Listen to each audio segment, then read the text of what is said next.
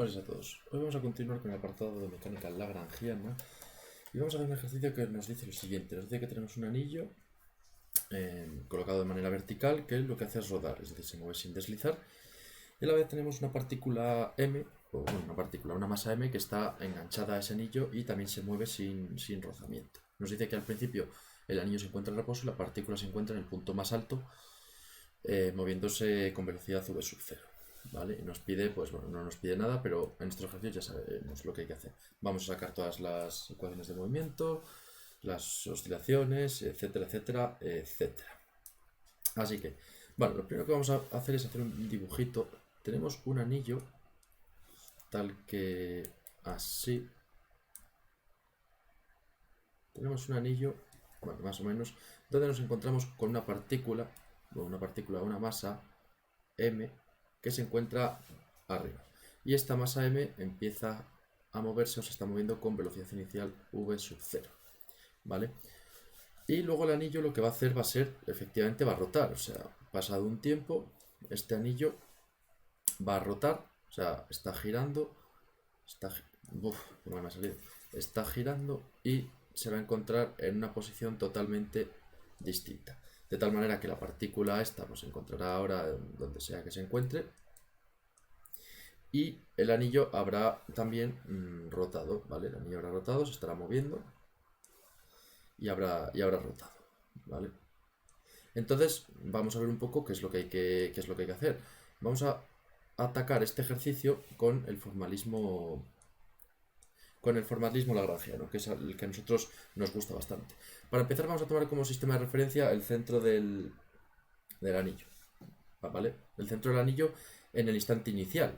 Luego el anillo se va a ir moviendo. No vamos a tomar el centro del anillo como centro de referencia o como punto de origen del sistema de referencia, sino que lo vamos a tomar como punto de origen del sistema de referencia para siempre. Es decir, aunque el anillo se mueva, ese seguirá siendo nuestro sistema de referencia, ¿vale? No nos confundamos. O sea, no es que según se vaya moviendo el anillo, nuestro sistema de referencia se vaya moviendo con él, ¿vale? Que si no, ahí nuestro problema se complicaría bastante. Entonces aquí tenemos la Y y aquí tenemos el eje X, ¿vale? Entonces nuestro anillo pues se va a ir moviendo y llegará pues al sitio que llegue, ¿vale? Bueno, entonces lo que hay que hacer va a ser sacar el lagrangiano, como siempre. El lagrangiano, recordemos, T menos V. Hasta ahí todo correcto, porque es lo que necesitamos hacer y lo que estamos haciendo siempre. Vale, puntos a tener en cuenta. ¿Cuáles son los grados de libertad aquí? Creo que hicimos un ejercicio parecido hace poco y aquí los grados de libertad que tenemos son: primero tenemos una partícula, bueno, una masa M, que es esta roja de aquí, y esta masa M evidentemente solo se puede mover en el plano del anillo, ¿vale? Entonces en un plano bidimensional, evidentemente. Bueno, porque si es un plano tiene que tener dos dimensiones, claro. Entonces, como se va a mover ahí, se puede mover en dos grados de libertad, o sea, se puede mover en dos coordenadas. Tendría dos coordenadas, X, Y, o como estamos en una circunferencia o en un aro, vamos a ponerlo en coordenadas polares y sería pues el ángulo, o sea, el radio ρ y el ángulo φ. Pero aquí lo que tenemos es que, evidentemente, como sabemos siempre, esta partícula está anclada a moverse únicamente en el aro. Sí que se puede mover a la parte del aro que quiera, pero siempre manteniendo el radio constante, que es esto de aquí. Es decir, la partícula si está aquí va a tener el radio R, cuando la partícula se encuentra aquí va a tener el radio R, da igual donde se encuentre, que el radio siempre se va a mantener constante. Por tanto, nuestra partícula o nuestra masa M ha pasado de tener dos coordenadas, que serían pues ρ y φ, a tener solo una coordenada, un grado de libertad, que va a ser φ, ¿vale? Va a ser nuestro grado de libertad, φ, porque el radio ρ es constante. Y por otra parte tenemos el aro de masa M, mayúscula, le vamos a decir que el aro tiene masa M mayúscula, y este aro se desplaza, pero se desplaza siempre en línea recta. No se puede desplazar hacia arriba, ni hacia abajo, ni hacia ningún lado que no sea en línea recta. Es decir, solo se desplaza en el eje X. Por tanto, nuestra masa M pasaba de tener dos coordenadas, que serían X, Y, a tener solo una coordenada, que va a ser X, un grado de libertad. Porque tiene la ligadura de que, como se está moviendo, está rodando por la calle, pues evidentemente tiene el plano de la calle. Es decir, no puede subir no puede subir para arriba ni bajar para abajo ni nada. Bueno, no sé qué se puede con unas escaleras, pero aquí estamos suponiendo que la calle es plana, ¿vale? Esto lo hemos visto en otros ejercicios, es decir, estamos sacando los lados de libertad de manera normal. Bueno, por tanto vamos a ver un poco cómo va este rollo. Vamos a sacar primero, necesitamos sacar la energía cinética y la energía potencial. Entonces lo que vamos a hacer va a ser sacar los vectores de posición de los X, o sea, de la masa pequeña, ¿vale? Para ver un poco qué es lo que tenemos que hacer. Entonces, la masa pequeña va a tener un vector de posición tal que va a ser, pues va a tener una coordenada X y una coordenada Y, ¿vale? La coordenada X, ¿cuál va a ser? Bueno, la coordenada X de la masa pequeña va a ser, esto hay que verlo bien, va a ser el desplazamiento, o sea, vamos a sacar primero la coordenada X, la coordenada X es el desplazamiento en el eje X, y el desplazamiento que sufre esta partícula en el eje X es siempre el desplazamiento que haya sufrido por la traslación del aro, es decir, que se va a mover pues una cierta distancia X por la propia traslación del aro, del anillo este que tengamos, y luego tiene una pequeña traslación que es la de esta de aquí, la del propio aro, que esta de aquí pues va a ser siempre el coseno, perdón, el seno del ángulo phi, ¿vale? Es decir, este movimiento de aquí va a ser siempre el seno del ángulo phi. Entonces, ¿qué es lo que tenemos aquí? Tenemos que en el eje X va a tener pues un cierto desplazamiento X más el radio R por el seno del ángulo phi. Hasta aquí lo vemos, ¿verdad? Es decir, nuestra partícula, imaginaos que está en esta posición de aquí. Imaginaos que nuestra partícula o nuestra masa m está en esta posición de aquí. Se ha desplazado nuestro centro del anillo una posición X, ¿vale? Que es esta de aquí. Se ha desplazado una posición X, por tanto, nuestra partícula se habrá desplazado. Y luego, desde el centro del anillo hasta donde se encuentre la partícula en ese momento, se va a desplazar pues un radio por el seno del ángulo, ¿vale? Que es esta parte de aquí, esta parte X. Entonces, espero que esto lo hayamos visto bien. Luego, la parte Y va a ser únicamente la parte del anillo, porque como el anillo, o sea, el propio anillo no se desplaza hacia arriba o hacia abajo, solo se va a desplazar como hemos visto otras veces, con el R coseno del ángulo, ¿vale? No sé si esto lo hemos visto bien. Creo que sí lo hemos visto bien. Lo voy a poner aquí un poco mejor, ¿vale? Tenemos el centro del anillo y la partícula, que está por aquí. Cuando ha pasado un rato, el anillo sigue girando y nuestra partícula pues también se mueve, no sabemos cómo. Entonces, ¿en qué posición se encuentra esta partícula? Si quisiésemos localizarla, se encontraría en la posición que se haya movido el anillo, en el eje X, más esta pequeña posición de aquí, que va a ser pues el seno del ángulo, ¿vale? El seno del ángulo, bueno, depende del ángulo que hayamos cogido, pero R, seno del ángulo, ¿vale? Lo vemos, ¿verdad? Bien, perfecto. Entonces, una vez que tenemos esto, pues ya está. Tenemos el vector de posición, vamos a sacar el vector velocidad también, que lo tenemos por aquí. Y el vector velocidad, pues, es derivar temporalmente esto que tenemos aquí. Entonces va a ser x punto, porque recordemos que x es una variable, más r phi punto coseno de phi. Y luego aquí tenemos pues menos r phi punto seno de phi. Perfecto. Entonces, si nosotros luego lo elevamos al cuadrado, porque claro, para sacar las energías cinéticas necesitamos elevar esto al cuadrado, pues nos quedaría todo lo que está, o sea, todo elevado al cuadrado. Entonces, vamos a sacar la energía cinética total. La energía cinética total que tenemos en este sistema es la energía cinética de nuestra masa m, que es el aro, más la energía cinética de nuestra masa minúscula que está en el propio aro, ¿vale? Entonces, ¿cuál es la energía cinética de todo nuestro aro, de toda nuestra masa mayúscula que es el aro? Pues es la energía cinética normal de traslación, que es un medio de la masa del aro por la velocidad del aro, ¿vale? Por la velocidad del aro. Es verdad que aquí no he puesto el vector de posición del aro, ¿vale? Podríamos ponerlo, el vector de posición del aro, pero el vector de posición del aro es como lo que hemos dicho anteriormente. Solo se va a desplazar un cierto valor x. La y no se va a desplazar para nada. Entonces, el vector velocidad del aro va a ser x punto, ¿vale? Lo vemos, porque el aro solo se desplaza ese cierto valor x, ¿vale? Entonces, va a ser la energía cinética de traslación del aro, que es esta, más la energía cinética de rotación del aro, ¿vale? Que se saca con los momentos de inercia, es un medio del momento de inercia por el ángulo de rotación al cuadrado, ¿vale? Que esa es la velocidad angular de rotación, que esta velocidad angular, ese tita punto, es x punto partido el radio, ¿vale? Que es la velocidad. Esto lo sabemos porque x es r por tita, entonces x punto es r por tita punto, ¿vale? Entonces, bueno, esta va a ser la energía cinética total de nuestro aro, que es la energía cinética de traslación más la energía cinética de rotación, que tiene que ver con los momentos de inercia.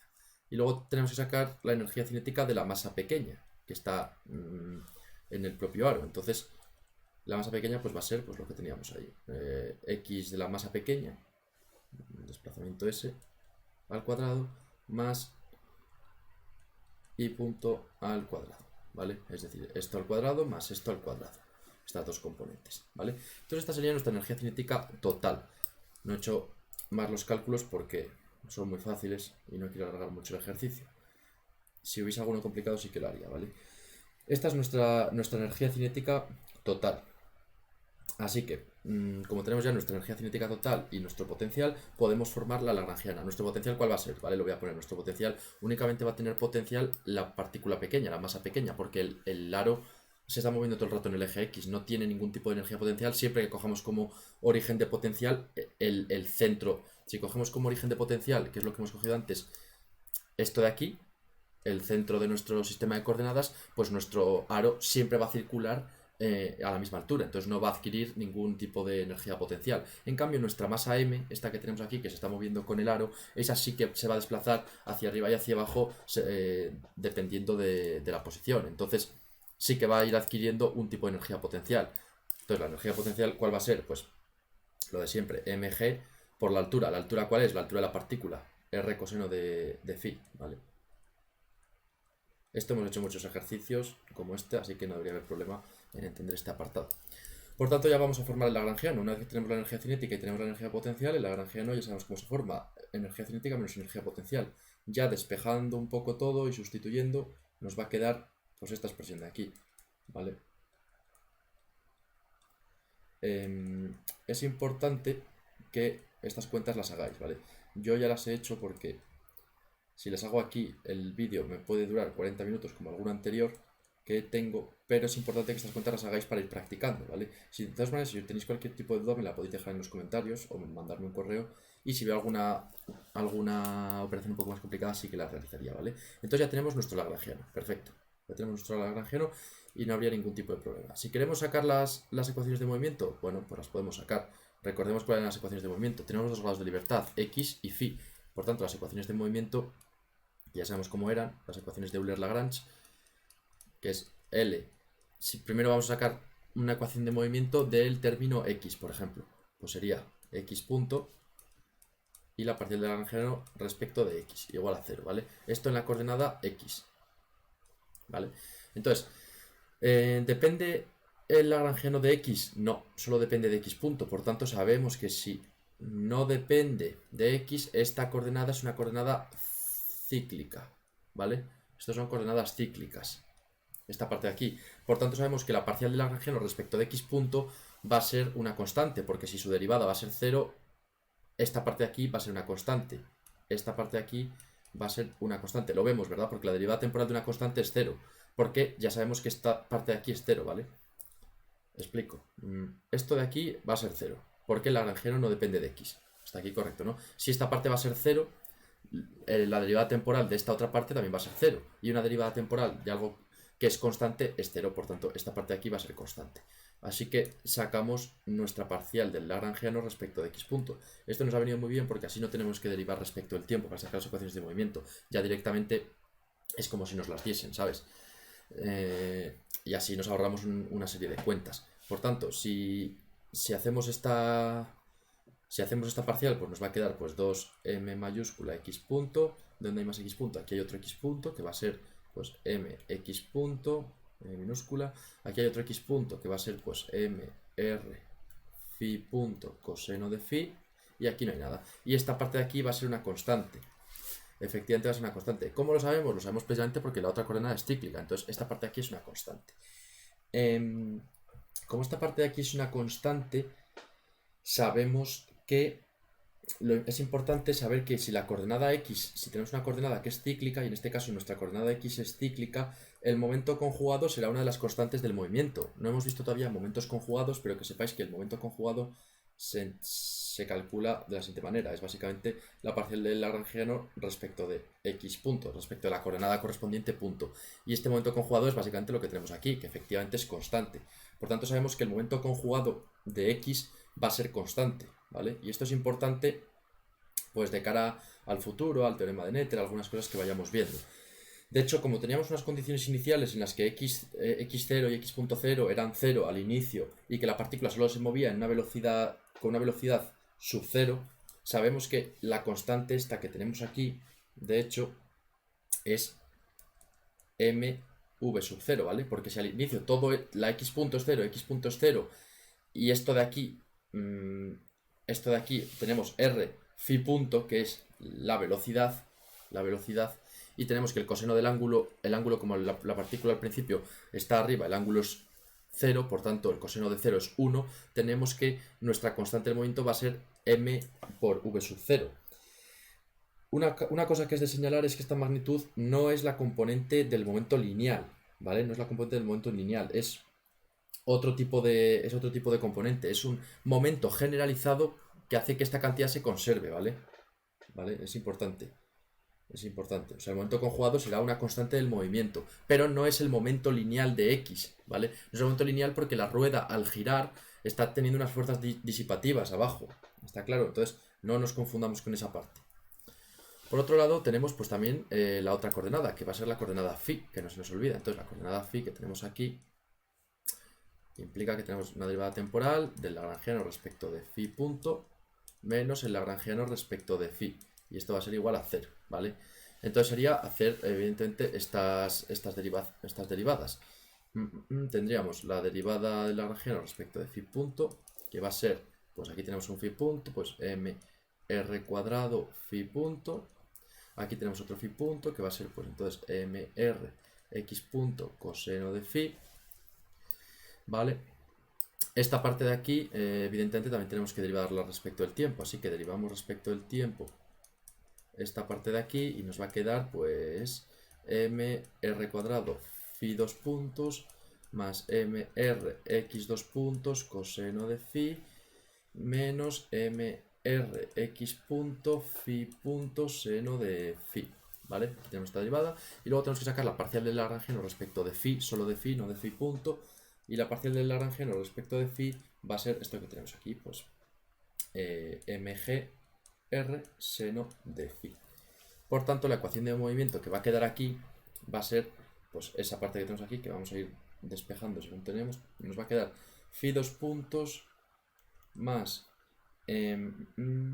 x 2 puntos coseno de phi partido r menos, aquí hemos despejado esto, por tanto nos va a quedar x punto phi punto seno de phi partido r menos m no porque lo hemos despejado de todas partes, menos gr r seno de phi, ¿vale? Igual a 0. Esta va a ser nuestra otra expresión, nuestra otra ecuación del movimiento, donde podemos ver algún término que nos suena. Este término g partido r por seno de phi es un término del péndulo, ¿vale? Es un término pendular. Entonces, bueno, vale, tendríamos ya las dos ecuaciones de movimiento. Tendríamos la de phi 2 puntos y tendríamos esta de aquí, esta parte de aquí. Lo mejor sería simplificar con ángulos pequeños, ¿vale? Porque tenemos aquí, como podemos observar, muchos cosenos y muchos senos. Si simplificamos con ángulos pequeños y decidimos que el seno de phi es aproximado a phi y que el coseno de phi es aproximado a 1 menos phi cuadrado partido por 2, que este término, como es de segundo orden, también incluso lo voy a despreciar, ¿vale? Pues nos quedaría que esta ecuación de ahí arriba esa ecuación que tenemos aquí arriba, esta de aquí, nos va a quedar pues 2m más m x punto más mr phi punto igual a constante. Una constante que ya sabemos cuál es, que es esta. De hecho, pues ya la podemos poner, así que igual a esta constante, ¿vale? Y nuestra otra expresión, también si sustituimos, nos va a quedar pues phi 2 puntos más x 2 puntos partido r menos x punto phi punto cuadrado partido r menos gr phi igual a 0. Que como hemos aproximado a ángulos pequeños y hemos despreciado orden mayor que 2, esta parte de aquí también se nos tendría que ir, porque tendremos un x punto y un phi punto al cuadrado, y esta se nos debería ir y nos debería quedar únicamente pues phi 2 puntos más x 2 puntos partido r menos gr phi igual a 0. Que si nos damos cuenta, esta expresión es muy parecida a la del péndulo, pero además con este término que es el de movimiento traslacional del círculo, como podemos observar. Entonces, sí que podríamos despejar esta parte de aquí, esto lo derivamos respecto del tiempo y sacamos x 2 puntos, la sustituimos ahí y obtenemos toda la ecuación desacoplada, ¿vale? Esto os lo dejo para, si queréis hacerlo, la ecuación desacoplada, con poner esto ya os valdría, realmente no necesitamos sacar mucho más. Os dejo eso si queréis sacar la ecuación desacoplada. ¿Qué otra cosa podemos ver así curioso de este ejercicio? Bueno, podemos saber que la energía también es una constante del movimiento, ¿vale? La energía también es una constante del movimiento porque acabamos de ver que sobre el sistema, o antes hemos visto que actúa una fuerza externa no nula, que es la fuerza de rozamiento, que actúa en el punto de contacto entre el anillo y el suelo. Así que si esta fuerza obliga a rodar al anillo, no es disipativa, así que se conservará la energía mecánica total. ¿Eso qué quiere decir? Que la energía mecánica total, T más V, se va a conservar. Y todavía no hemos visto la parte del hamiltoniano, ¿vale? Pero sí que realmente podemos ver por qué se conserva. Y esto os lo digo un poco como adelanto, ¿vale? Os lo digo un poco como adelanto antes de que empecemos a ver el hamiltoniano, que deberíamos empezar a verlo ya. Si la parcial del tiempo es cero, o sea, la parcial del lagrangiano respecto del tiempo es cero, es decir, el tiempo no se encuentra de manera explícita en el lagrangiano, también la parcial del tiempo respecto al hamiltoniano va a ser cero, ¿vale? Es decir, si el tiempo no se encuentra de manera explícita en el lagrangiano, no se va a encontrar de manera explícita en el hamiltoniano. Y si no se encuentra de manera explícita en el hamiltoniano, no se va a encontrar el tiempo en el... O sea, la derivada del hamiltoniano respecto al tiempo va a ser cero, ¿vale? Va a ser cero, no se va a encontrar implícitamente. Y si esto va a ser cero, significa que el hamiltoniano va a ser constante. Y el hamiltoniano, no lo sabéis, pero el hamiltoniano, o sí lo sabéis, es la energía cinética más la energía potencial, es decir, la energía total. Por tanto, podríamos ver que se conserva directamente no suponiendo que el anillo y el suelo se rozan y tal, sino viendo que, o que se mueven, o que hay fuerzas disipativas o no, sino simplemente viendo que el lagrangiano no depende del tiempo de manera explícita, ¿vale? Así que bueno, hasta aquí este ejercicio. Espero que os haya gustado. Si tenéis cualquier tipo de duda, pues me la podéis dejar en los comentarios y la resolveré. Os atenderé. Si tardo un poco en atenderos es porque de vez en cuando no me llegan las notificaciones del correo, pero os atiendo enseguida. Espero que os haya gustado. Feliz Navidad a todos y nada, seguimos con la física.